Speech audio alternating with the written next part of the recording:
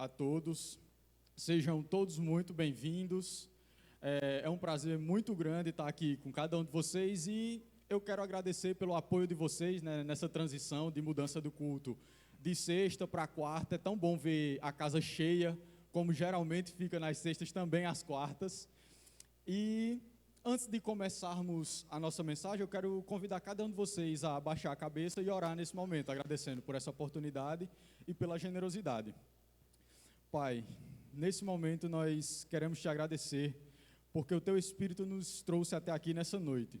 Nos colocamos com os nossos corações abertos, Senhor, para receber a Tua palavra. Nós somos terras férteis e pedimos que o Senhor lance a Tua semente sobre as nossas vidas. Queremos também agradecer pelo momento da generosidade, Pai. Agradecer pela vida de cada um daquele que ofertou e dizimou aqui nessa casa. Que o Senhor possa derramar bênçãos sem medidas sobre a vida de cada um, em nome de Jesus. Amém.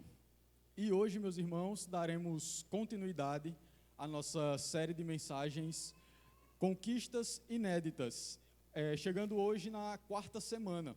E hoje a gente vai falar sobre um personagem que é até bastante conhecido, que é José. E a história de José, ela é contida dos capítulos 37 até o último capítulo de Gênesis, o capítulo 50.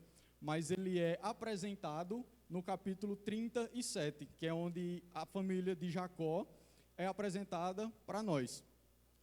Nesse capítulo 37, vai dizer que José era um pastor de ovelhas, assim como todos os seus outros 10 irmãos. Ele era o mais novo naquele momento, filho da velhice de Jacó, e por esse motivo, Jacó tinha uma certa preferência por ele. E como prova disso, Jacó fez uma túnica, uma roupa bem grande e colorida, que causou inveja aos seus irmãos. E nisso, seus irmãos passaram a odiá-lo e não conseguiam ter um diálogo tranquilo com ele. E não para por aí. José, ele foi odiado por esses irmãos, ele foi traído ao terem tramado matar José, só que um dos irmãos não deixou que ele fosse morto, mas lançaram ele dentro de uma cova vazia, e a partir daí ele foi vendido para uma caravana de ismaelitas que estava na direção do Egito. Quando ele chegou no Egito, ele foi vendido novamente como escravo. E lá, onde ele trabalhava como escravo, ele foi injustiçado pela sua patroa, digamos assim, pela mulher do seu dono. E nesse meio de injustiça, de ter sido acusado injustamente por algo que ele não cometeu, ele acabou sendo preso. Lá dentro do cárcere, da prisão, ele conheceu 2 homens que antes eram funcionários do faraó. Era o copeiro e o padeiro. E esses 2 tiveram sonhos. José interpretou o sonho de cada um, de acordo com a interpretação que Deus deu a ele, e o padeiro foi morto, e o copeiro foi restituído ao seu cargo dentro do palácio do faraó. Só que quando o copeiro foi para ser restituído, José pediu para ele se lembrar dele e falar de José para o faraó. E nisso o copeiro esquece ele, e ele é esquecido dentro da prisão.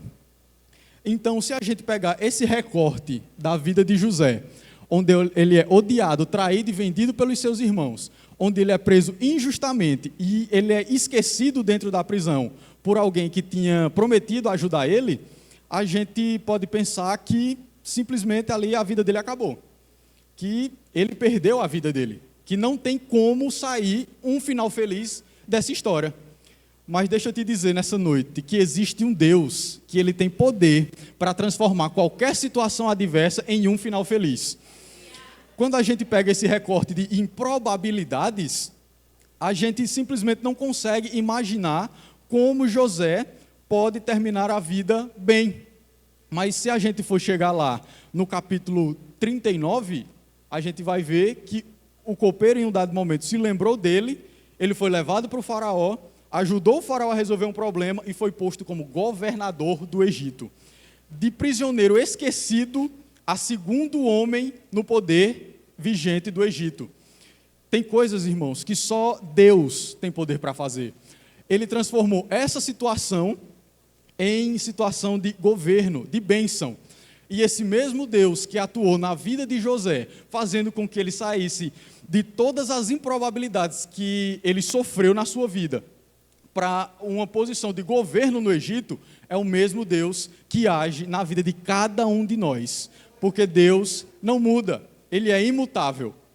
Então, nessa noite eu trouxe aqui algumas características que José teve e que a gente pode se espelhar para que possamos viver aquilo que o Senhor tem para nós. Então, para que a gente possa se tornar esse improvável escolhido, assim como José foi, escolhido como improvável, primeiro a gente tem que viver a obediência como estilo de vida. Lá em Gênesis capítulo 37, o verso 2, a parte A vai dizer o seguinte: essa é a história da família de Jacó. Quando José tinha 17 anos, pastoreava os rebanhos com os seus irmãos. O texto começa apresentando o que José fazia. E isso mostra que ele era obediente ao seu pai. Ele tinha a obediência como princípio. Porque todos da família eram pastores de ovelha. Mas ele poderia escolher uma outra coisa. Ele poderia escolher um outro rumo. Mas ele decidiu continuar fazendo aquilo que seu pai e seus irmãos faziam. E a obediência, ela é o primeiro passo que a gente precisa dar em direção às bênçãos de Deus. Não é possível que a gente alcance qualquer bênção do Senhor nas nossas vidas sem que nós estejamos debaixo de obediência. E veja o que o texto vai dizer lá em Provérbios, no capítulo 21, no verso 3. Fazer o que é justo e certo é mais aceitável ao Senhor do que oferecer sacrifícios. Salomão escreve para o povo hebreu nessa época, pois eles tinham o costume de uma vez ao ano eles se direcionarem ao templo e levarem animais como sacrifício para que os seus pecados fossem apagados. E Salomão escreve dizendo que melhor do que levar ofertas de sacrifício pelos seus erros é não cometer erros, é obedecer. A obediência é a chave que abre todas as portas do céu. A obediência, ela é tão importante que o próprio Jesus se despiu de toda a sua glória no reino de Deus e foi fiel. A Bíblia diz que ele obedeceu e foi fiel até a morte e morte de cruz. O Senhor Jesus, ele nos apresentou a importância da obediência. Por meio da obediência dele, hoje nós temos acesso ao Pai, hoje nós temos acesso a Deus.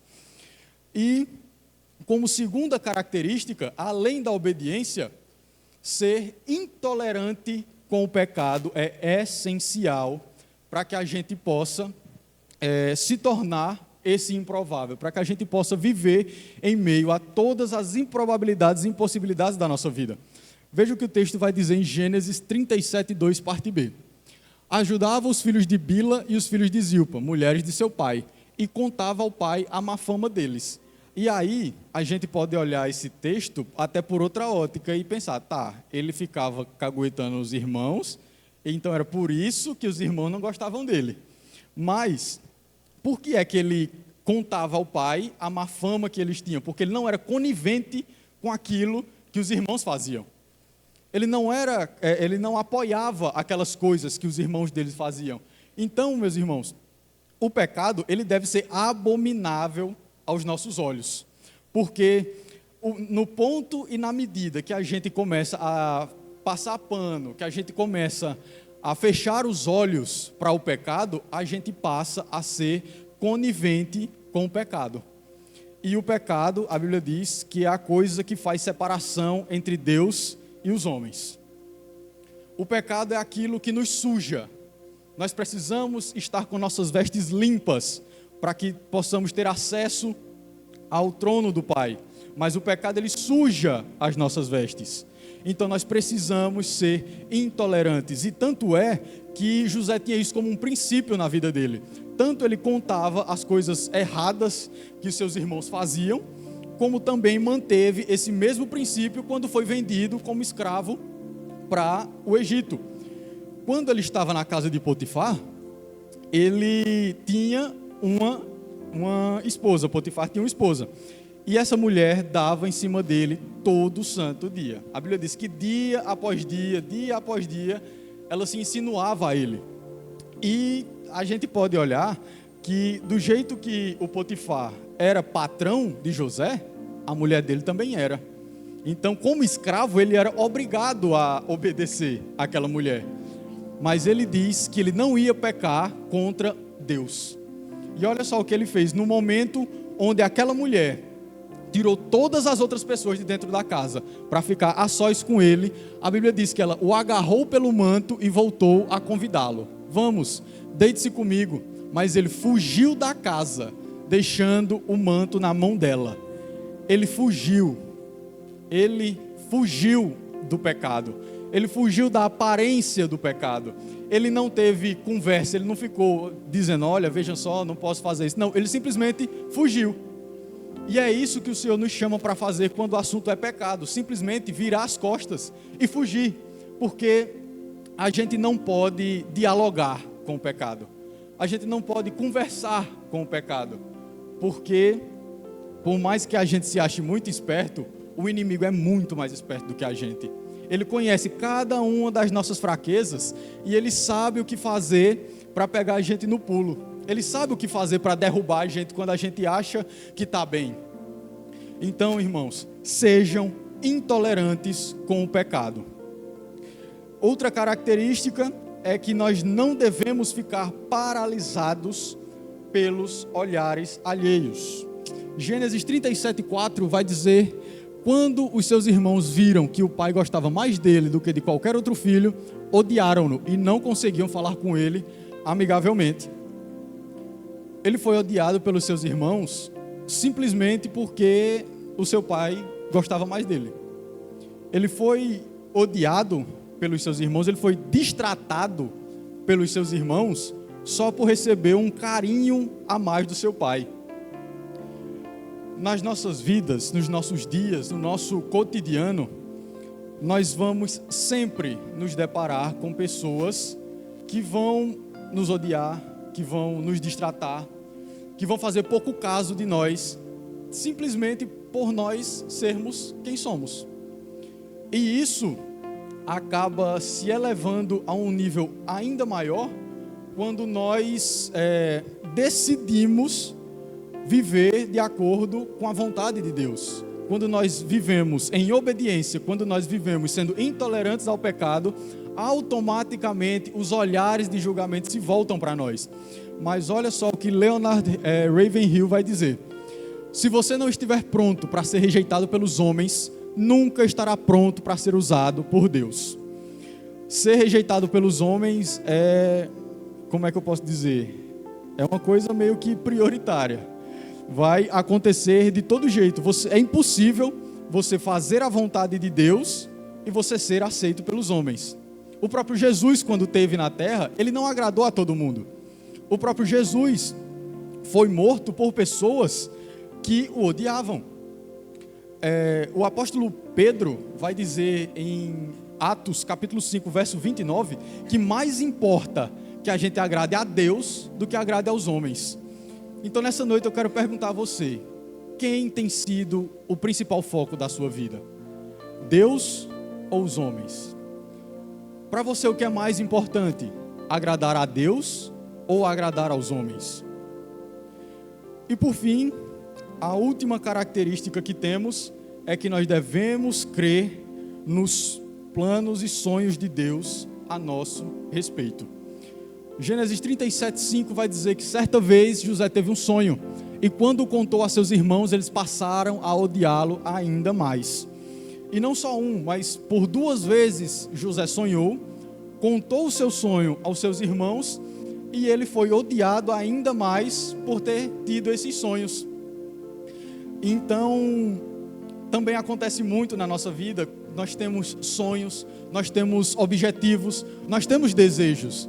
Só que existem pessoas, aquelas pessoas que a gente acha que está do nosso lado, que vai ser pau para toda obra, que vai nos ajudar no momento de dificuldade, e a gente expõe aquilo que a gente sonha, a gente expõe os nossos projetos, os nossos planos e desejos, e tudo que aquela pessoa faz é colocar para baixo e fazer com que a gente queira desistir desse sonho.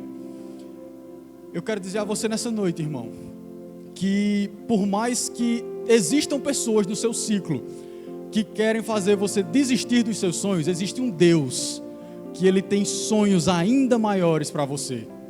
Existe um Deus que tudo o que Ele planeja é perfeito.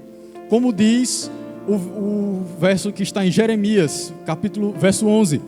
Porque sou eu que conheço os planos que tenho para você, diz o Senhor, planos de fazê-los prosperar e não lhes causar dano, planos de dar-lhe esperança e um futuro. Então, meus irmãos, sonhem os sonhos de Deus. Creiam, acreditem nos sonhos que Deus tem para você, porque não vai ser a impossibilidade, não vai ser a improbabilidade que vai tirar esse sonho das suas mãos. Se Deus colocou esse sonho para você, ele vai se realizar, independente do que aconteça. José estava esquecido depois de ter sido injustiçado e vendido como escravo, depois de ter sido odiado, de ter sido traído pelos seus irmãos. Mas os sonhos de Deus para a vida dele se realizaram e ele foi de preso, esquecido no cárcere, para governador do Egito.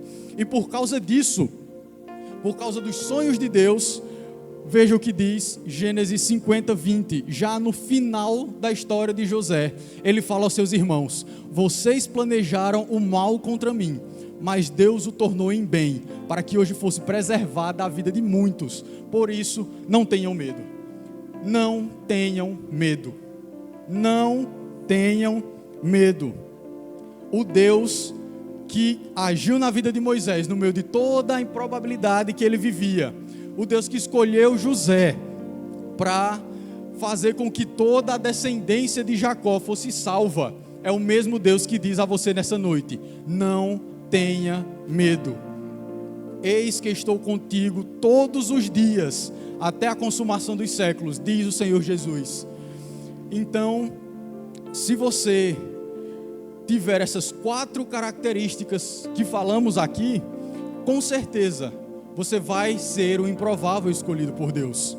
Porque quando nós estamos em obediência ao Senhor, quando nós nos apartamos do pecado, quando nós não nos importamos com olhares que possam vir e com tentativas de outras pessoas e do inimigo de tentar nos parar, e quando nós cremos e colocamos a nossa fé nos sonhos de Deus para as nossas vidas, o Senhor age na nossa improbabilidade, porque não existe impossibilidade no vocabulário de Deus. E nesse momento eu quero convidar você a se colocar de pé, a orar ao Senhor e colocar as suas improbabilidades, as suas impossibilidades diante dele, em nome de Jesus.